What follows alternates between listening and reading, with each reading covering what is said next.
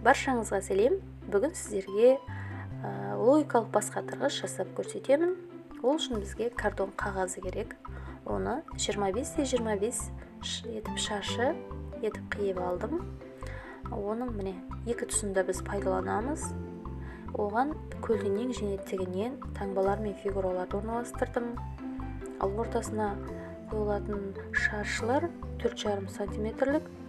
Бұл ойынның ережесі мына көлденең және тігінен келген таңбалар мен фигуралардың біріккен тұсын мынау шаршыларда белгіленген. Бала соны қойып шығуы қажет. Мінекей. Болды.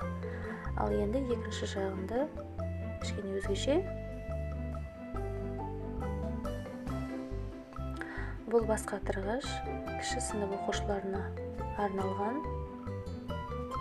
Бір қарағанда оңай болып көрінуі мүмкін. Бірақ балаға ойын барысы қызық болады. Егер бұның бетін скотчтап қойса, бізге әрі ұзақ қызмет етеді, әрі бала фломастермен басқаша да ойнауына болады. Ойынды өзгертіп, күрделендіріп, түрлендіріп.